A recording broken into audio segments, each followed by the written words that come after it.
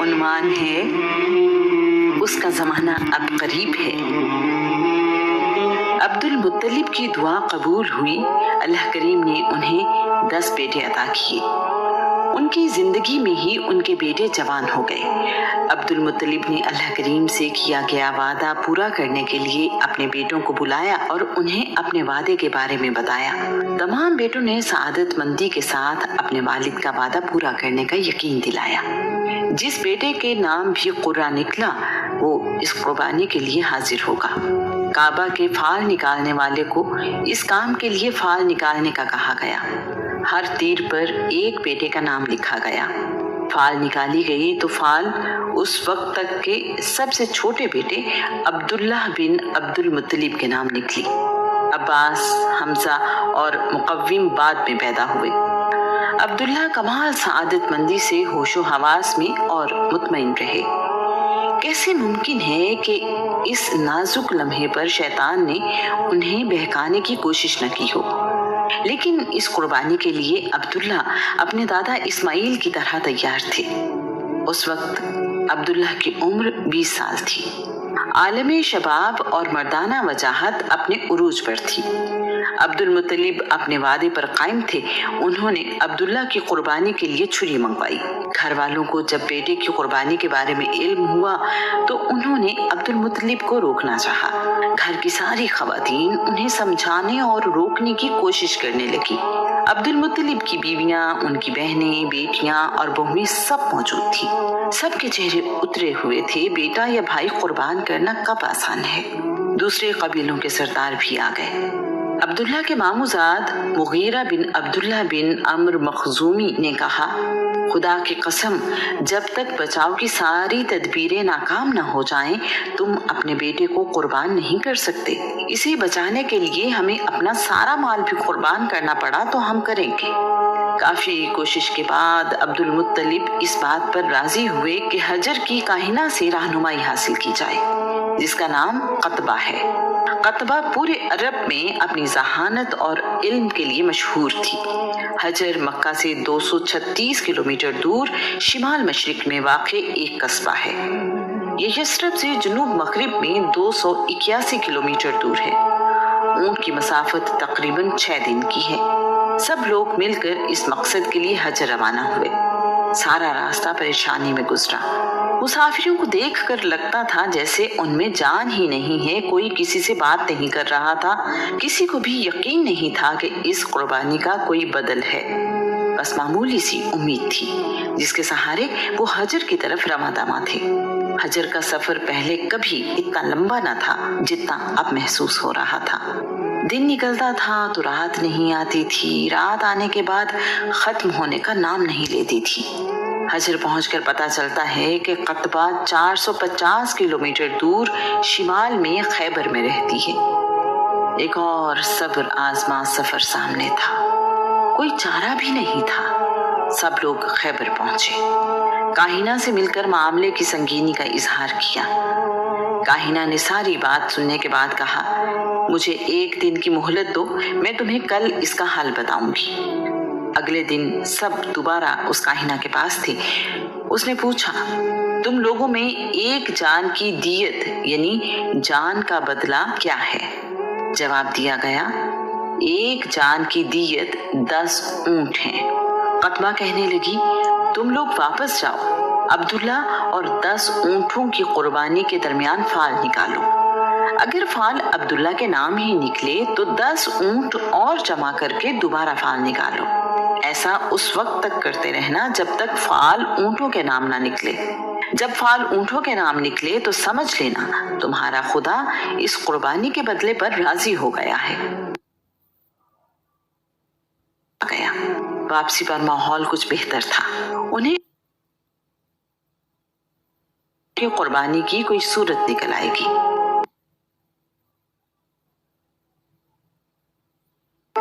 اس بار کم و بیش سارا شہر فال نکالتے وقت کعبہ میں موجود تھا۔ بات ہی اتنی اہم تھی۔ قریش کا سردار اپنے بیٹے کی قربانی کرنے کو تیار تھا۔ اب فال عبداللہ اور 10 اونٹوں کے درمیان نکالی گئی۔ یہ کیا؟ فال ایک دفعہ پھر عبداللہ کے نام نکلی۔ अब ऊँटों की तादाद 20 कर दी गई। फाल अब भी ऊँटों के बजाय अब्दुल्ला के नाम निकली। हर बार 10 ऊँट बढ़ाए जाते थे। अब ऊँटों की तादाद 100 हो गई, यानी 10 जानों के बराबर दियत एक जान के लिए। 100 ऊँट और अब्दुल्ला के दरमियान फाल निकाली गई। फाल अब अब्दुल्ला की बजाय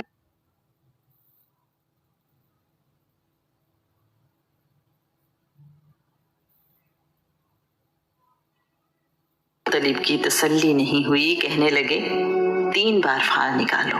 अगर तीनों बार फाल ऊँटों की कुर्बानी के हक में निकली तो मैं इस बात पर अमल करूंगा। सारे मजमे पर खामोशी छा गई। सब लोग दुआ मांग रहे थे कि फाल ऊँटों की कुर्बानी के हक में निकले। 3 बार मुसलसल ऊँटों की कुर्बानी के लिए फाल निकलना आसान नहीं था। काबा के फाल निकालने वाले ने एक बार फिर फाल निकाली।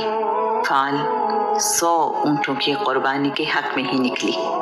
अब सारे लोगों की सांसें रुकी हुई थी। ऐसा समा था कि जिस्म काटो तो लहू न हो। सब लोग खामोश थे और दिल से दुआ मांग रहे थे कि ऊँटों की कुर्बानी ही कबूल हो जाए। फाल निकाली गई तो तीसरी बार भी फाल 100 ऊँटों के हक में निकली। मक्का में तो जश्न का समा था। सब लोग अपने अपने अंदाज में शुक्र अदा कर रहे थे। औरतें खुश थीं कि इतना प्यारा जवान बेटा कुर्बानी से बच गया। मर्द इसलिए खुश थे कि बनी हाशिम का कबीला इसी इज्जत के लायक था। अब्दुल मुत्तलिब ने 100 ऊँट कुर्बान किए। उस वक्त से एक जान की दियत 100 ऊँट हो गई। इंसानी जान की कीमत में 10 गुना इजाफा अब्दुल्ला के सदके हुआ। 100 ऊँट कुर्बान किए गए और लोगों को दावत आम दी। किसी को ना रोका जाए। दोस्त दुश्मन अपना जो जितना चाहे गोश्त साथ भी ले जाए। यहाँ तक के जानवर आए तो उन्हें भी पेट भर के गोश्त खाने का मौका दिया जाए। इस वाक़ये की वजह से अब्दुल्ला पूरे अरब में मशहूर हो गए। हमें कुर्बान किए जाने वालों की औलाद हूँ, यानी इस्माइल और अब्दुल्ला। अब्दुल्ला निहायत खूबसूरत थे। शराफत और पाकीज़गी आपके चेहरे पर नुमायां थी। आप मक्का की हर दिल अजीज शख्सियत थे। आपके तमाम भाई और आपके वालिद आपसे बहुत मोहब्बत करते थे। आप घर की खवातीन की आंख का तारा थे। आपके चेहरे पर रोशनी, ताजगी और नूर बरसता था। मक्का की लड़कियां आपसे शादी की ख्वाहिश रखती थी। अब्दुल्ला अपने जमाने के यूसुफ थे। अब्दुल्ला बहुत हयादार थे। आपकी नजरें हमेशा नीची रहती। आपकी तबीयत में तवाज़ो था। अब्दुल्ला की शादी की फिक्र हुई तो अब्दुल मुत्तलिब को अपने बेटे के लिए मुल्कों में जाया करते थे। एक दफा अब्दुल्ला तिजारती काफिले के साथ मुल्क शाम गए। अब्दुल्ला को देखकर शाम के यहूदी पहचान गए कि ये आखिरी नबी के वालिद हैं। उन्होंने कई बार कोशिश की कि अब्दुल्ला को कत्ल कर दें। अल्लाह करीम की हिफाजत में अब्दुल्ला हर बार यहूदियों से महफूज रहे। एक दिन मुल्क शाम के जंगलों में अब्दुल्ला शिकार के लिए गए। यहूदियों ने अब्दुल्ला को अकेला देखकर कत्ल करने का इरादा किया। कबीला बनी ज़हरा के सरदार वहाब बिन अब्द मनाफ भी आसपास थे। उन्होंने देखा कि एक मखलूक जो शक्ल सूरत से इंसानों से मुख्तलिफ है अब्दुल्ला की हिफाजत के लिए आई और उसने यहूदियों को मार भगाया। वहाब बिन अब्द मनाफ ने देखा तो उन्हें अब्दुल्ला बिन अब्दुल मुत्तलिब से मोहब्बत और अकीदत हो गई।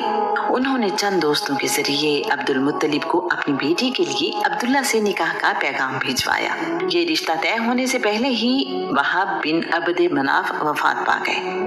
उन्हीं दिनों अब्दुल मुत्तलिब एक तिजारती काफिले के साथ यमन गए। ताजिरों के दरमियान बैठे हुए अब्दुल मुत्तलिब ने बात की तो उनकी आवाज सुनकर उसी महफिल में बैठा एक यमनी बूढ़ा कहने लगा, क्या मैं आपको छू सकता हूँ? अब्दुल मुत्तलिब इस सवाल पर हैरान हुए, लेकिन उसकी उम्र देखकर उसे इजाजत दे दी। वो बूढ़ा शख्स इल्हामी किताबों का आलिम था। उसकी बीनाई बहुत कमजोर हो चुकी थी। वो सहारा लेता हुआ अब्दुल मुत्तलिब के पास आया, आपके चेहरे को हाथ लगाया और फिर नाक को अच्छी तरह टिटोलने लगा। अब्दुल मुत्तलिब हैरान थे कि ये बुजुर्ग आखिर चाहता क्या है। बुजुर्ग की तरफ देखा तो उसके चेहरे पर खुशी फैली हुई थी। ऐसे लगा जैसे उस शख्स को मन की मुराद मिल गई हो। सरदार, आपको मुबारक हो। میں آپ کے خاندان میں آنے والے وقت میں نبوت اور بادشاہت دونوں دیکھ رہا ہوں، لیکن ان میں سے ایک قبیلہ بنی زہرہ کے ذریعے آپ کو ملے گی۔ عبد المطلب ان دنوں عبداللہ کا گھر بسانے کی تیاریوں میں تھے۔ یمن سے واپس آئے تو اسی مقصد سے یثرب جانے کا ارادہ کیا۔ بنی زہرہ قصی کے بڑے بھائی زہرہ کی اولاد ہیں۔ قبیلہ ہم پلہ بھی تھا اور ان کی خواہش بھی عبد المطلب تک پہنچ چکی تھی۔ سیدہ آمینہ اپنی والدہ سے اکیلی اولاد تھی۔ وہب بن عبد مناف کی وفات کے بعد ان کے بھائی وہیب بن عبد مناف سے ملاقات ہوئی۔ وہیب کی اپنی بیٹی حالہ بھی شادی کی عمر کو پہنچ چکی تھی۔ بی بی آمینہ بنت وہب کی شادی عبداللہ سے طے پا گئی اور ان کی چچا زاد بہن حالہ کی شادی عبد المطلب سے۔ عرب کی تہذیب میں یہ بیان کیا جا چکا ہے کہ عرب میں زیادہ شادیاں عام تھیں۔ دلہا اور دلہن کی عمر میں فرق ان کے لیے کوئی معنی نہیں رکھتا تھا۔ عبد المطلب رشتے طے کرنے کے بعد واپس مکہ روانہ ہوئے۔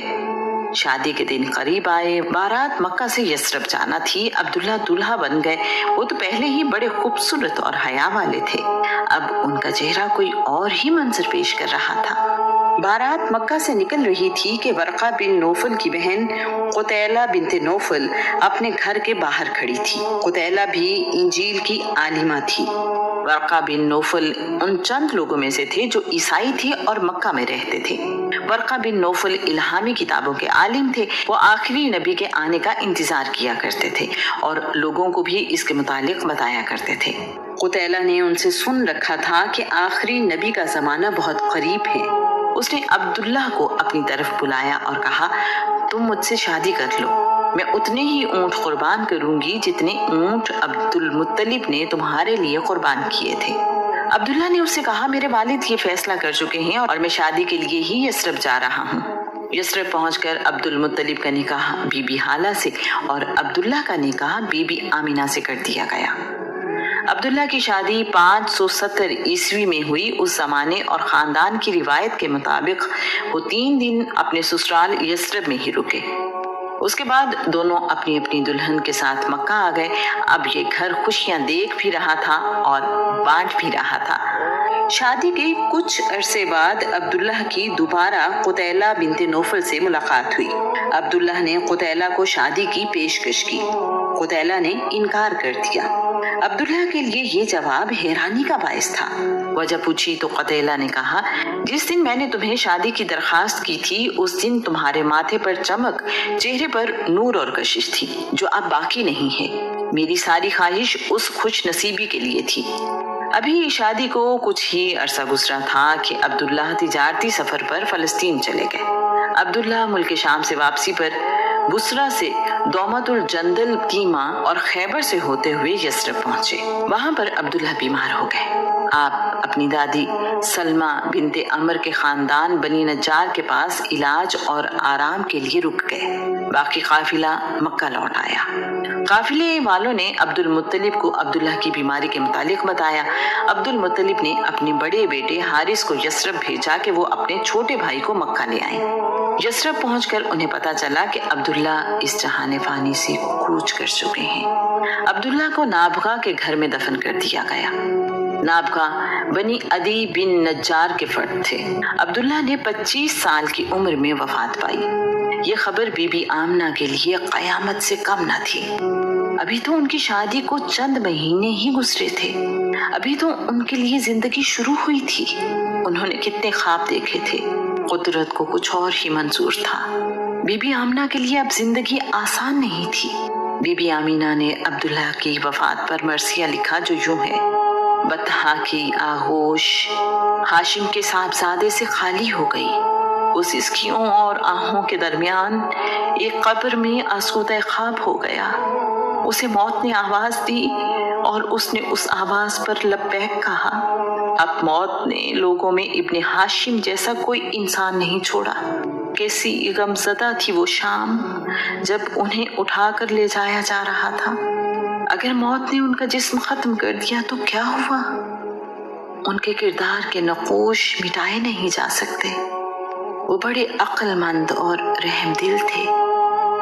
آدم علیہ السلام سے چلنے والی امانت अब्दुल्ला से होती हुई बीबी आमिना के सुपुर्द हो चुकी थी। अगर बीबी आमिना के लिए जिंदगी में कोई उम्मीद बाकी थी तो यही अमानत जिसका ज़हूर अभी होना था। बीबी आमिना जवानी में ही बेवा हो गई थी। अब्दुल्ला की विरासत में सिर्फ 5 ऊंट, बकरियों का रेवड़ और एक कनीज थी जिसका नाम बरका बिनते सलबा था। बीबी आमिना ने एक रात ख्वाब देखा जिसमें उन्हें हिदायत की गई कि तुम्हारे घर बेटा पैदा होगा, उसका नाम अहमद रखना। एक रिवायत के मुताबिक बीबी आमिना को ख्वाब में बताया गया कि आप इस उम्मत के सरदार पैगंबर की वालिदा हैं। बीबी आमिना बयान करती हैं, मेरे लिए ये सारा वक्त बहुत आसान था, ना तो मुझे कोई बोझ महसूस होता था ना ही कोई और तकलीफ। मक्का में कई सालों से सख्त कहत साली थी। जिस साल रसूलुल्लाह सल्लल्लाहु अलैहि वसल्लम पैदा हुए, खुशहाली का दौर आ गया। सूरत हाल मुकम्मल बदल गई, जगह जगह हरियाली हो गई। दरख्तों पर फल पहले सालों की निस्बत कहीं ज्यादा थे।